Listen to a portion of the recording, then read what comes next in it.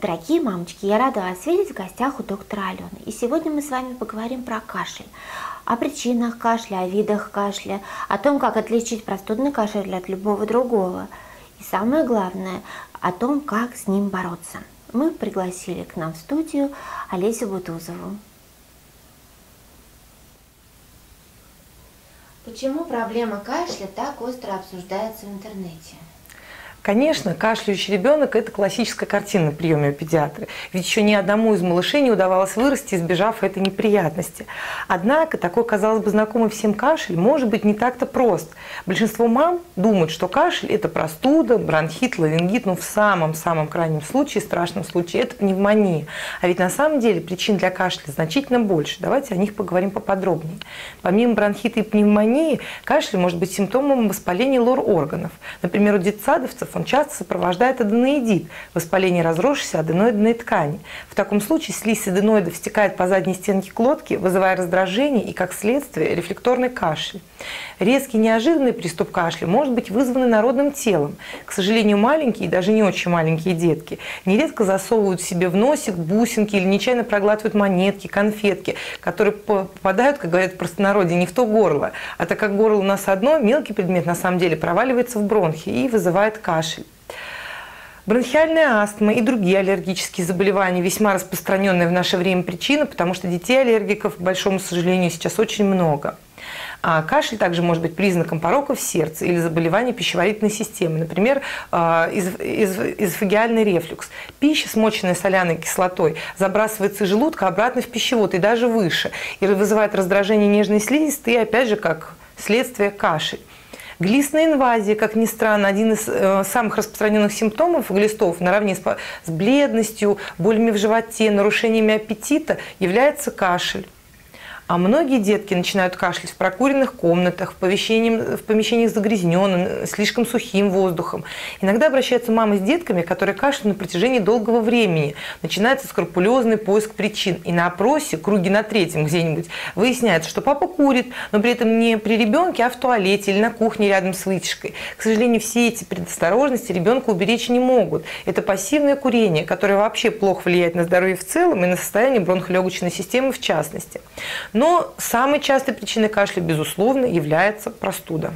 А можно ли по каким-то характерным признакам делать выводы о причине, ставить диагноз? Конечно, мы никогда не ставим диагноз огульно. Обязательно требуется обследование, и затем уже мы ставим диагноз. Но о разных видах кашля, конечно, могу вам рассказать. По длительности периода, в течение которого ребенок кашляет, кашель можно подразделить на острый и хронический. Острый, внимание, длится менее 21 дня, то есть не более 3 недель. В это время ребенок может кашлять. Это, как правило, любая простуда, само заболевание и плюс недели-полторы в виде остаточных явлений. И хронический, который затянулся на 2 месяца и более. Он, конечно, возникает при затяжной, тяжелой пневмонии, осложненных воспалениях всевозможных. А по своему характеру кашель бывает сухим и влажным, то есть сопровождающимся выделением мокроты. Я думаю, мамы тоже могут различить характер кашля сухой или влажный. Это чувствуется и слышно на слух. Отдельное внимание я бы хотела уделить особому виду кашля, лающему. Он является довольно тревожным звоночком, признаком ларингита. Это заболевание, как известно, опасно стенозом, вплоть до удушья, который у детей развивается очень быстро. При таком кашле ребенку надо сделать ингаляцию с физраствором и гормоном, а при выраженных нарушениях дыхания без промедления вызвать скорую помощь. Ситуация серьезная. Длительность, характер, частота кашля и даже время его возникновения очень важны для доктора. Все это для нас ступеньки в диагностике причин возникновения. Это важно для постановки диагноза и, соответственно, назначения лечения. Однако одного кашля, как правило, недостаточно, поэтому мы назначаем деткам полноценное обследование, после чего уже делаем выводы. А какие обследования нужны ребенку с кашлем? Во-первых, как я уже сказала, доктор расспрашивает родителей. Поэтому, отправляясь на консультацию, можете набросать примерные ответы на такие вопросы, чтобы не растеряться в кабинете у врача и быстро обрисовать ему всю картину. Какие обычно вопросы мы задаем? Когда появился кашель у ребенка? Когда он кашляет? Утром, днем или преимущественно ночью? Сопровождается ли приступ кашля удушьем? Как долго кашель продолжается? Какой он по характеру, сухой или влажный? Повышалась ли при кашле температура? Нет ли аллергии не только у ребенка, но и у членов семьи. Не мог ли Крохов вдохнуть мелкий предмет, по вашему мнению? После того, как врач проведет подробный опрос, он уже выставляет предварительный диагноз, для подтверждения которого он назначает дальнейшие исследования, при необходимости, конечно. Например, рентген грудной клетки при бронхите или подозрении на пневмонию, рентген придаточных пазух носа для диагностики фронтита, синусита, гайморита, то есть всех вот пазух, да, мы пазухи смотрим при воспалении. Бронхоскопия обнаруживает инородное тело, если ребенок все-таки что-то проглотил, да, и также ее проведение показано при частых бронхитах и пневмониях. Доктор может назначить исследование мокроты. Этот анализ позволяет найти возбудители и поставить диагноз аллергия. Скарификационные тесты необходимы для выявления аллергена, того самого причинного, который вызывает кашель. Анализы кала и крови мы назначаем при подозрении на гельминтов. Расскажите нам, пожалуйста, о лечении кашля. А то ведь столько разных мнений на этот счет, что мамы нередко путаются. Если говорим мы о кашле простудном, то лечение складывается из нескольких важных моментов. В первую очередь режим. Он должен быть щадящим, но, внимание, очень важный момент, не постельным. Ребенку следует двигаться. Это улучшает отхождение мокроты из бронхов. Но при этом, конечно, во время болезни следует отказаться от чрезмерно подвижных игр. И если, опять же, очень высокая температура, то ребенок должен больше времени проводить в горизонтальном положении. Грудничкам, которые еще не могут активно двигаться, нужно делать массаж, улучшающий отхождение мокроты. Для этого мама кладет ребенка на свои колени, личиком вниз и попой к себе, и похлопывающими движениями простукивает спинку по направлению от поясницы к шее. Попросите обязательно вашего доктора показать эту методику.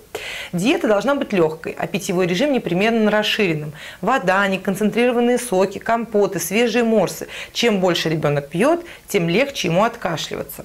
Важное значение имеет и климат в доме. Воздух в помещении, где находится кашляющий ребенок, должен быть хорошо увлажнен и свежий. Проветривайте комнату как можно чаще и включите увлажнитель. Если такого прибора нет в наличии, развесьте по комнате мокрые пеленки и простынки. Что касается препаратов, то в первую очередь доктор назначает причинный препарат. Для этого мы проводим диагностику. Если речь идет об аллергии, противоаллергическое средство. Если о паразитарном кашле, то таблетки от гельминтов, ну и так далее. Безусловно, чаще всего мы сталкиваемся с кашлем при вирусных инфекциях. В таком случае важно как можно скорее назначить эффективное противовирусное средство, например, свечи на основе интерферона с витамином Е и С. Основа такой свечки очень быстро тает, и действующее вещество быстро попадает в кровь и начинает блокировать размножение вирусов и, соответственно, распространение инфекции по организму. Что касается непосредственно кашля, то в арсенале любой аптеки представлено большое количество сиропов, порошков, капсул, таблеток с пометкой «от кашля». Очень важно в этом многообразии уметь правильно разбираться. Итак, обязательным компонентом лечения кашля являются отхаркивающие средства. Они способствуют выведению мокроты, слизи, бактерий из органов дыхания. Все отхаркивающие средства по принципу их действия мы можем разделить на две большие группы. Первая – это препараты, разжижающие мокроту. Они делают мокроту более жидкой и обильной, что облегчает ее отхождение из бронхов.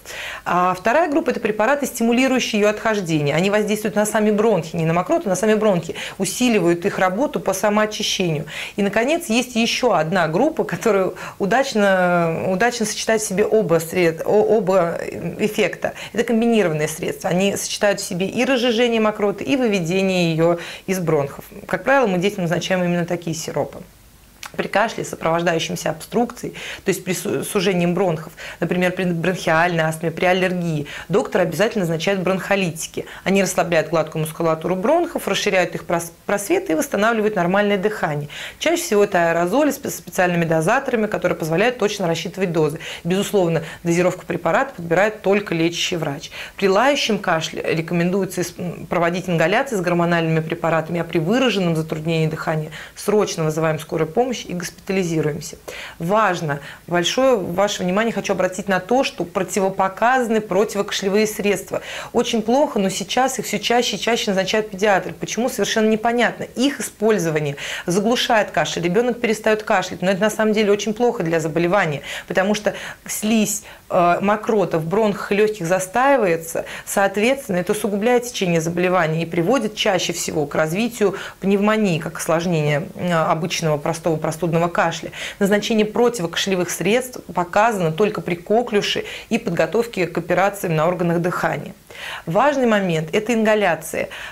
Все мы делали ингаляции на пару. Сейчас они противопоказаны при повышении температуры. Сейчас, в данный момент, я всегда говорю о том, что очень эффективны ингаляции с помощью небулайзеров, потому что их можно проводить даже при повышенной температуре тела. Эти приборы создают такое своеобразное облако с мельчайшими частичками лекарства, которым ребенок вдыхает, и весь этот препарат попадает непосредственно к месту воспаления, в бронхи или в легкие ребенка. Соответственно, это очень эффективная процедура, которая помогает скорейшему выздоровлению. Олеся Владимировна, очень часто наши мамы приводят в садики детей с кашлем остаточным. Они говорят, у нас уже кашля нет, и мы уже выздоровели. Можно ли таких детей принимать в сад? Как я уже говорила, острый кашель может продолжаться до 3 недель. Это непосредственно заболевание, и 1–1,5 недели мы отводим на остаточные явления. Но важно понимать, что такое остаточное явление и что такое непролеченный кашель. Остаточные явления – это когда ребенок пару раз прикашливает, чаще всего после сна, когда еще небольшое скопление мокроты происходит. Но если ребенок активный, очень сильно кашляет, к сожалению, сама нередко сталкивалась с этим в детском саду, списывать это на остаточные явления нельзя ни в коем случае. Спасибо вам большое за ценные советы. Ждем вас снова. Будьте здоровы.